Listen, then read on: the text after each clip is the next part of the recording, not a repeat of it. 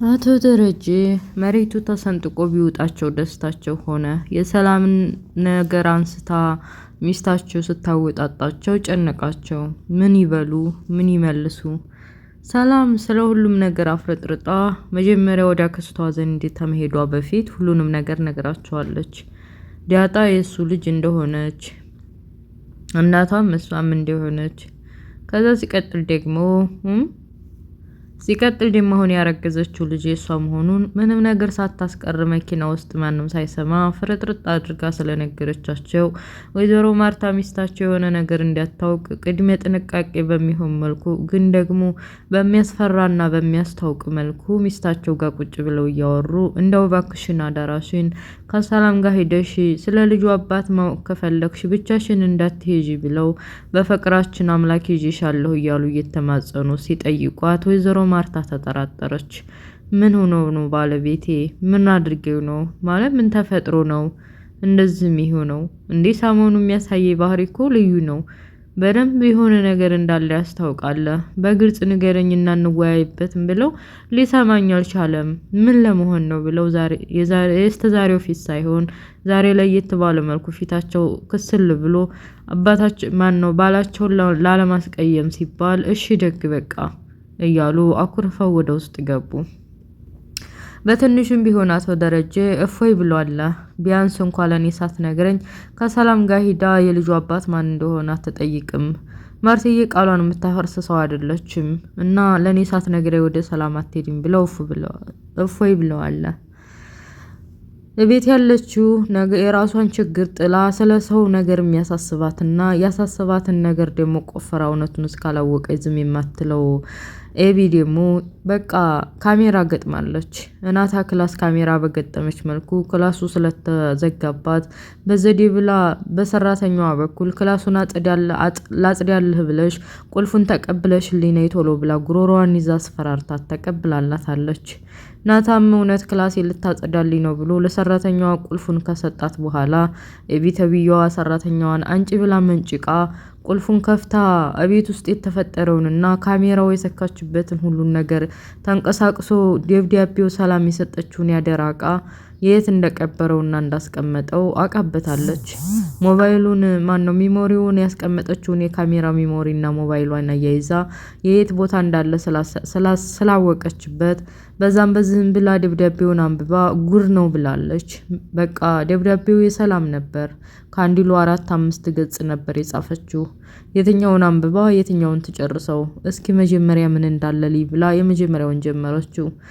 እንግዲህ ሰላምዬ ለዳጣ ሰላምታ ካደረሰችና ደህንነቷን ካረጋገጠች በኋላ እኔ እናትሽ መሆኑን የሚለውን እናትነቷ ሰላም እንደሆነች ሁሉንም ነገር አስፍራ ስታነበው ራሷን ያዘች።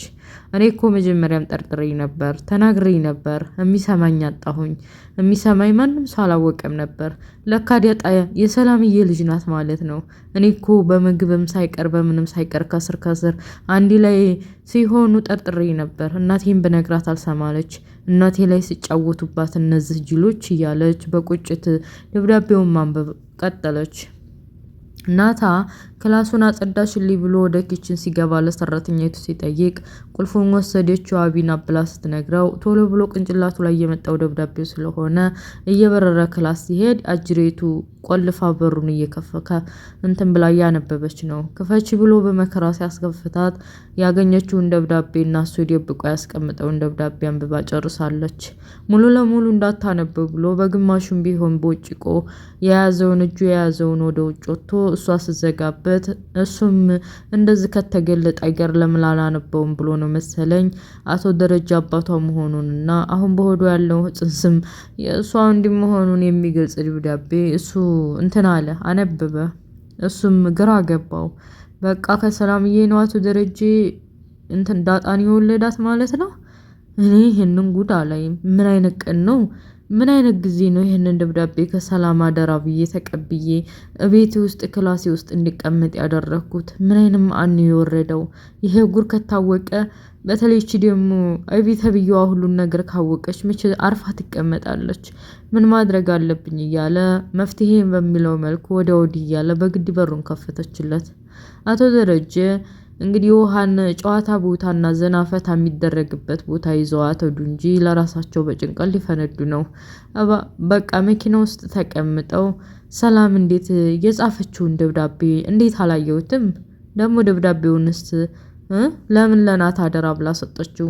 ምናልባት ልጁን ስወልድ የሞትኩ እንደው ብላ ለዲያጣ እናቷ መሆኗን ጽፋ ይሆን እንዴ? እንደገና ስለ ልጁ አባትስ ጽፋ ይሆን? ማንበብ ነበረብኝ፣ እንዲህ ማድረግ አልነበረብኝም ምናምን እያሉ ስለተፈጠረው ነገር በሀሳብ ተውጠዋል። ውሃ አባዬ ኬክ ጋብዘኝ፣ አባዬ ጨዋታ አጫውተኝ፣ ዥዋዥዌ ያለበት ቦታ ይዘህ ሄድ፣ ከጓደኛዬም ጋር ይዘህ ሄድ እያለች ትጨቀጭቃቸዋለች። እሳቸው የተሸከሙትን በውስጣቸው የራሳቸው ችግር ወጥሮ ይዟቸዋል። እንኳን አይደለም ዥዋዥዌ ቦታ እሷን ይዘው ሄደው ሊያጫውቱ ቀርቶ አይደለም ምንም ትዝ አላለቸውም። ወደ ቤታችን መሄድ አለብን ብለው ወደ ቤታቸው ሲመለሱ የኤቢ አፍቃሪ ማን ነበር ስሙ? አርጁን ተብዬው የጣዖት አምላኪው ኤቢን አያታለሁ በሚል ሰበብ ከበረፋቸውና ከግቢያቸው ፊት ተቀምጦ አዩት። ሁለተኛ እንዳይቀመጥና ከዚህ በፊት እሷን እየተተናኮለ በፖሊስ አዚዘው ማስጠንቀቂያ እንደሰጡት አስታውሰው አንተ ልጅ ስለ ሀገራችን ባህልና ምንነት ብታውቅ ኖሮ እንደዚህ ጅል ባልሆንክ ነበረ። ኤቢ ጭራሽ እንኳን ማፍቀር ቀርቶ አይደለም በወደቅክበት የት በኩል እንዳለህ እንኳን ትዝ አትላትም።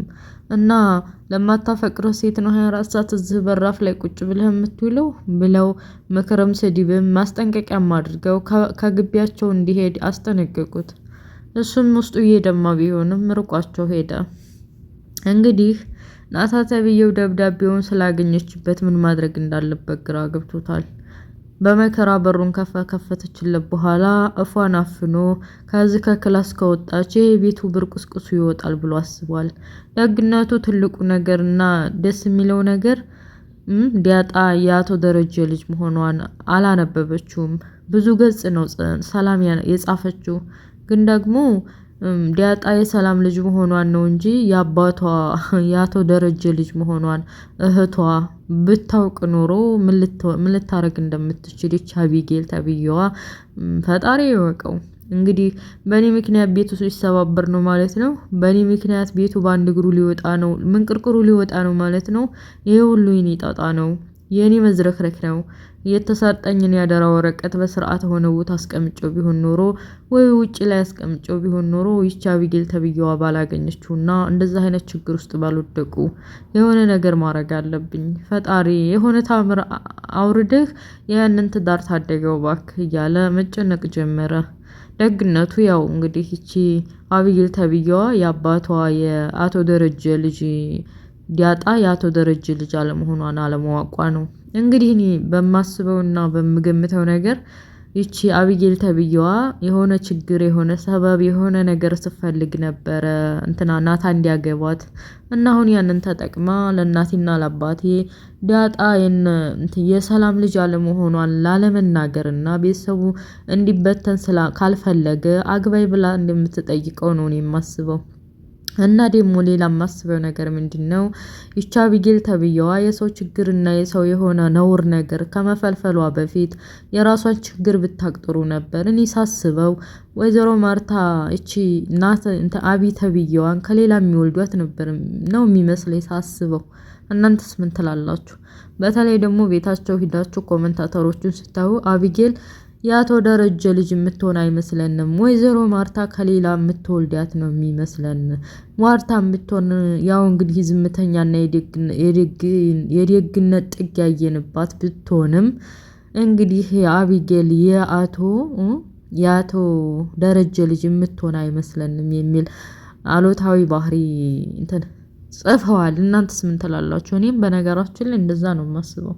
ይቺ አቢጌል ተብዬዋ የሰው ነገር ስትፈለፍል የራሷን ጉር ተሸክማ በኋላ እየየ እያለች እንዳትመጣ ነው።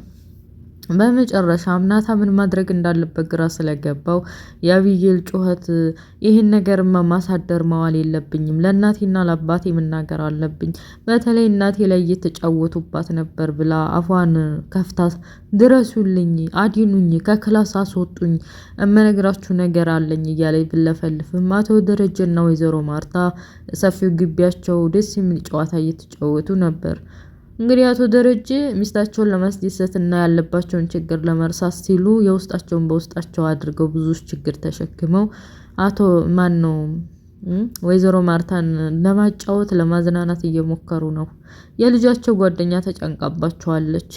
የውሃዬ ጓደኛ የተጨነቀችበት ምክንያት እንግዲህ እናትና አባቷ እየተጣሉ እየተደባደቡ እንፋታለን በሚል ሰበብ ተጨንቃለች። ሰሞኑ ጥሩ ድብርት ሆና ጥሩ ሙድ ላይ አልነበረችም እና በዛም ጉዳይ ላይ አንስተው እየተወያዩ ነበር።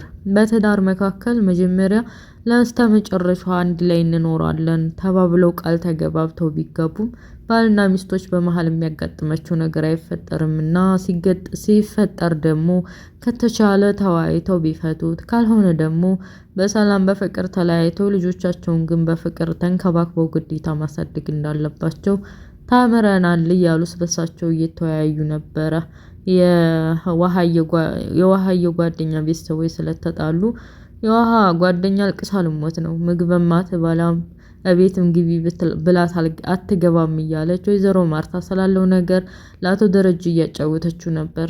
አቶ ደረጀ በውስጣቸውም ከሰላም ዘንድ ጋር ያለኝን ግንኙነትና ዲያጣ የኔ ልጅ መሆኗን ሰላም አሁን ያረገዘችው የኔ ልጅ መሆኑን ብታውቅ ምን ልትል ነው? መበታተናችን ይቀራል እንዴ? እያሉ በውስጣቸው እያሰቡ ስለ ውሃ ጓደኛ መጨነቅን ጀመሩ።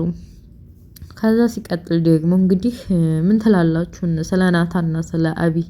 እኔ እንዳልኳችሁ ነው ቅድም ማለት ነው። አቢጌል እንግዲህ አጋጣሚዎችን ተጠቅማ አግባይ ነው የምትለው። ለማዬና ለአባዬ እንዳልናገር ከፈለክ አግባይ ትለዋለች። ከዛ ዲያጣን የሆነ ባይወድና ባይፈልግም እየመረረውም ቢሆን ዲያጣን የራስሽ ጉዳይ አላፈቅርሽም ብሎ ውሸቱን ካርቶ ከአቢ ጋር የሚጋቡ ነው የሚመስለኝ እኔ ሳስበው ማለት ነው።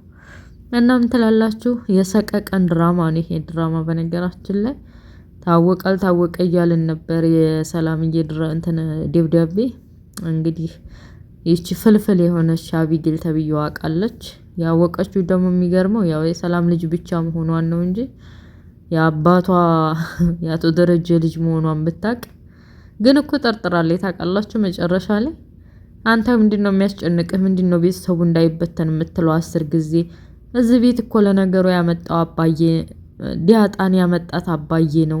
የሰላም ልጅ ሁና እያለ አባቴ ከየት ፈልጎ መንግጎ ነው ያመጣት። ስለዚህ ቤተሰቡ እንዳይበተን የምትለው አባዬ ከሰላምዬ የወለዳት ልጅ ናት ማለት ነው ብላ እያስጠነቀቀችው ነበር። እና ውድ ቤተሰቦችዬ የዲያጣ ድራማ እንግዲህ አቢጌል ታልተናገርኩ እያለች ናታ ደግሞ ከዚህ ከክላስ መውጣት የለብሽም ለፋዘር እና ለማዘር ምንም አይነት ንግግር መናገር የለብሽም እየተባባሉ ድራማው ያልበቃል ማለት ነው።